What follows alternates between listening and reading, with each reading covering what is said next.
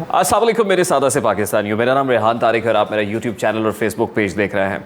सियासत यानी पॉलिटिक्स के बारे में कहा जाता है कि politics is the art of possibilities.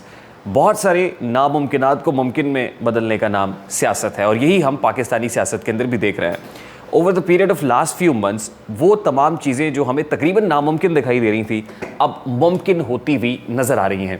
जैसे कि मरियम नवाज़ साहिबा को एवन फील्ड रेफरेंस केस के अंदर बरी करना, बाइज्जत बरी हो जाना, और उसके बाद आज क्योंकि लाहौर हाई कोर्ट के अंदर उनके पासपोर्ट वापसी की दरख्वास्त लगी हुई है, तो यकीनन जिस केस में वो बरी हुई हैं उसी केस को सामने रखते हुए अदालत ने उनकी पासपोर्ट ज़ब्ती का फ़ैसला किया था और वो पासपोर्ट जो एक अरसे से अदालत के पास है, अब वो पासपोर्ट मरियम बीबी को मिल जाएगा। अब पासपोर्ट जब मिलेगा तो मरियम नवाज़ साहिबा की जो पहली डेस्टिनेशन है वो यकीनन लंदन होगी, जहाँ उनके पार्टी कायद और वालिद गिरामी जनाब मियाँ मोहम्मद नवाज शरीफ साहब मौजूद हैं। बड़े अरसे से बाप की बेटी से मुलाकात नहीं हो रही थी और अब बाप की बेटी से मुलाकात की सबील होने वाली है। कोर्ट उन्हें आज अपना पासपोर्ट वापस करने वाली है और वो पासपोर्ट लेकर जब वहाँ पहुँचेंगी तो वहाँ क्या बातचीत होगी, इस मुलाकात के अंदर क्या अहम मुशावरत होगी और उसमें क्या अहम फैसले होंगे, इस पर तो हम आगे चलकर बात करेंगे। लेकिन एक और इम्पॉर्टेंट केस पैरेलल आज लगा हुआ है इस्लामाबाद हाई कोर्ट के अंदर। इस्लामाबाद हाई कोर्ट में तौहीन अदालत का केस है। तौहीन अदालत के केस की गुज़श्ता समाअत के ऊपर अदालत ने इमरान खान साहब को बयान हल्फी जमा कराने को कहा था। वो बयान हल्फी अदालत में जमा हो गया है और उस बयान हल्फी को कंटेंट्स को देखते हुए आज इमरान खान साहब पर चार्ज फ्रेम करने की कार्रवाई का आगाज़ होना है। लेकिन लग ये रहा है कि चार्ज फ्रेम होगा नहीं और इमरान खान साहब को भी अल्टीमेटली अदालत की तरफ से रिलीफ मिल जाएगा, क्योंकि ये रिलीफ का सीज़न है और इस्लामाबाद हाई कोर्ट इमरान खान साहब को रिलीफ देने के लिए छुट्टी के रोज़ भी खुल जाती है। गुज़श्ता रोज़ हमने देखा कि इस्लामाबाद हाई कोर्ट छुट्टी के रोज़ भी खुली और इमरान खान साहब को ज़मानत कबलस गिरफ्तारी मिल गई। तकरीबन 1.5 दर्जन से ज़ायद मुकदमात ऐसे हैं जिस पे इमरान खान साहब को ज़मानत कबलस गिरफ्तारी मिली हुई है। मरियम नवाज़ साहिबा का एक प्रेशर हमने ओवर द वीकेंड देखा, बड़ा स्ट्रॉन्ग प्रेशर था और उसमें पाकिस्तान मुस्लिम लीग नून के दीगर रहनुमा भी मौजूद थे। मरियम नवाज़ साहिबा ने एक शिकवा अपनी हुकूमत से किया और वो बारहा करती रही हैं कि इमरान खान को गिरफ्तार क्यों नहीं करते, इमरान खान को पकड़ते क्यों नहीं हो, इमरान खान के गिरद शिकंजा सख्त क्यों नहीं करते हो। और फिर हमने देखा कि जिस रोज़ ये प्रेस कॉन्फ्रेंस हुई थी उसी रात मैजिस्ट्रेट साहब ने वारंट जारी कर दिए और वारंट जारी करने के बाद एक फ़ज़ा बन गई बनी गाला में भी और लाहौर में भी और दीगर अहम मकामात के ऊपर भी मुल्क के, जहाँ पे हमने देखा कि पाकिस्तान तहरीक इंसाफ के कारकुनान दीवाना वार निकलते हैं और फिर ये कहा जाता है कि इमरान खान हमारी रेड लाइन है, इमरान खान को गिरफ्तार करके देखो। अब तो इमरान खान ने खुद हुकूमत को चैलेंज दे दिया है कि मुझे हाथ लगा कर देखो। इमरान खान को गिरफ्तार कौन नहीं होने दे रहा, या इमरान खान को गिरफ्तार करना इतना मुश्किल क्यों है? हुकूमत की इंटेंशन तो वाज़े है, क्योंकि वफाकी काबीना में मरते क्या ना करते बड़ी ही मुश्किल के बाद कम से कम एक फ़ैसला किया कि साइफ़र मामले के ऊपर हमने इमरान खान के गिरद शिकंजा सख्त करना है, कोई कार्रवाई करनी है। ऑफिशियल सीक्रेट एक्ट की खिलाफ वर्जी हुई है।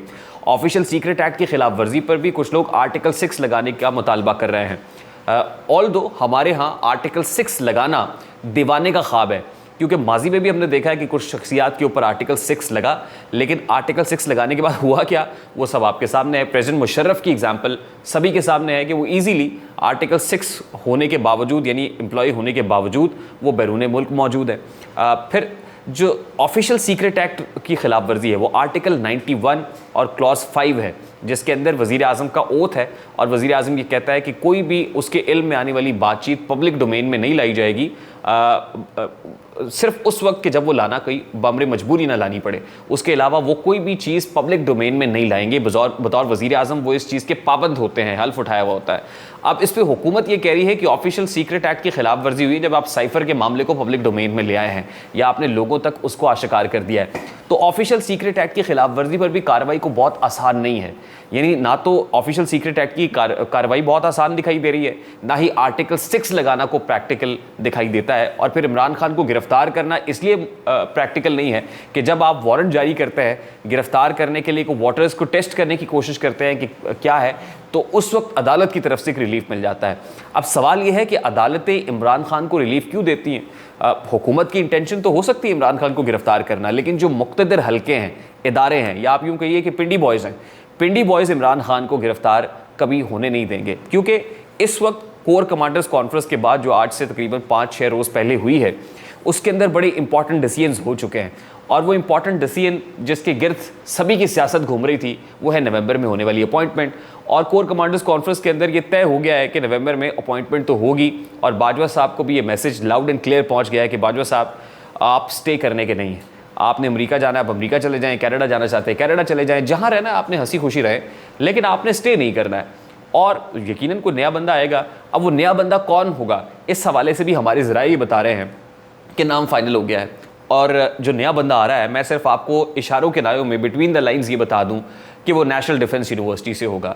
यानी आपके एक बड़े इंपॉर्टेंट इदारे में इस वक्त एक बंदा जो अपॉइंटेड है, जो 3 स्टार जनरल है, वो आर्मी चीफ उसके बनने के इम्कानात रोशन हो गए हैं। ये बात मियाँ नवाज शरीफ साहब को भी पता चल गई है, बता दी गई है, ये उस कॉन्फ्रेंस के अंदर भी बातचीत हो गई है, और आने वाले दिनों में अब सिर्फ उसको एक अमली जामा पहनाया जाएगा।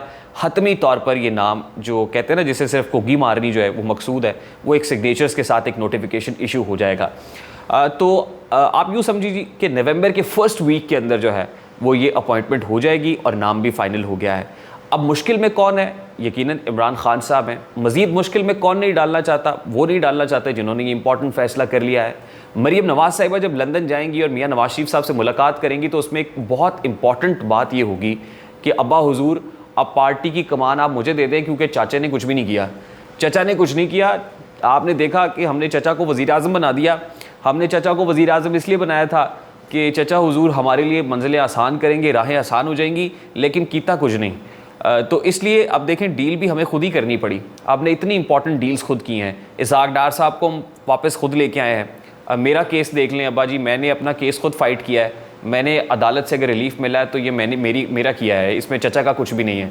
आपने वापस आना है तो मैंने रास्ता आपके लिए बनाना है, और रास्ता मैं काफ़ी हद तक आपके लिए बना चुकी हूँ। सिर्फ ये है कि आप ये बताइए कि आपके सूट केस में कौन से कपड़े रखने हैं और कौन से नहीं रखने, कौन से लंदन छोड़ के आने और पाकिस्तान जब आएंगे तो किस अटायर के अंदर आएंगे। तो ये कुछ फैसले होने इतने इंपॉर्टेंट है, आपको पता है। हाँ, फिर एक और इम्पॉर्टेंट बात यह है कि अब्बा हुजूर आपने चचा को पार्टी का सदर बना दिया है। चाचा ना 3 में ना 13 में, ना हमज़ा ने वज़ारत आला भी इंजॉय कर ली है, ना हमज़ा 3 में ना 13 में है। आप देखें हमज़ा को तो कुकड़ी कहते हैं इमरान खान साहब। तो बात यह है कि अब्बा हुजूर ये कहेंगे कि ठीक है बेटे, आज के बाद जो है ना मेरी जानशीन मरीम नवाज़ है। मरीम नवाज़ साहिबा को पार्टी सदारत भी मिलेगी, मरीम नवाज़ साहिबा पार्लियामेंट में भी आएंगी, और मरीम नवाज़ साहिबा हो सकता है कि मुस्तकबिल की बेनज़ीर भी बनने की कोशिश करें।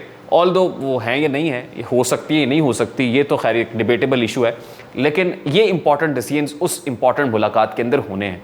तो वो लोग जो ये जानना चाहते हैं कि आने वाले दिनों में मुल्की सियासत का असल चेहरा या रुख क्या होगा, तो मुल्की सियासत आने वाले दिनों में नवाज शरीफ सेंट्रिक और मरीम नवाज सेंट्रिक होगी। जहाँ ये घुमाना चाहेंगे वहाँ को घूम जाएगी। तो मरीम नवाज साहिबा कहेंगी कि बच्चा जमुरा घूम जा, तो आवाज़ आएगी कि घूम गया उस्ताद। तो वो बच्चा जमुरा घूमेगा भी, और वहीं घूमेगा जहाँ मरीम नवाज साहिबा घुमाना चाहेंगी और जहाँ नवाज शरीफ साहब चाहेंगे। तो आने वाले दिनों में वक्त का पहिया बड़ा बेरहम है। जितनी तेज़ी से घूमेगा, आज से 4-5 साल पहले जो बिल्कुल आउट दिखाई दे रहे थे अब वो बिल्कुल इन हो जाएंगे। और अगर कोई ये सोच रहा है, मैं जाते जाते ये भी बता दूं कि अगर कोई किसी को आउट करना चाह रहा है या डिस्क्वालीफाई करना चाह रहा है या मैदान से उठा के बाहर फेंकना चाह रहा है, तो ये भी दीवाने का ख्वाब होगा। कोई डिस्क्वालीफाई नहीं होगा, कोई मैदान से बाहर नहीं होगा। इसी को तो लेवल प्लेइंग फील्ड कहते हैं मेरे सादा से पाकिस्तानियों। तमाम तर मोहरे अब मैदान के अंदर नहा धो के साफ़ सुथरे होके सर्फ एक्सल से आ जाएंगे और सब एक साथ मुकाबला लड़ेंगे, और वो मुकाबला होगा आम इंतखाबात की सूरत। उसमें फिर जो भी जीतेगा यकीनन वो किस्मत की देवी जिस पर मेहरबान होगी उसको जिता देगी, और फिर अवाम फैसला करेंगे। मुझे रेहान तारी को इजाज़त दीजिए, अपना बहुत सारा ख्याल रखिएगा। अस्सलाम वालेकुम।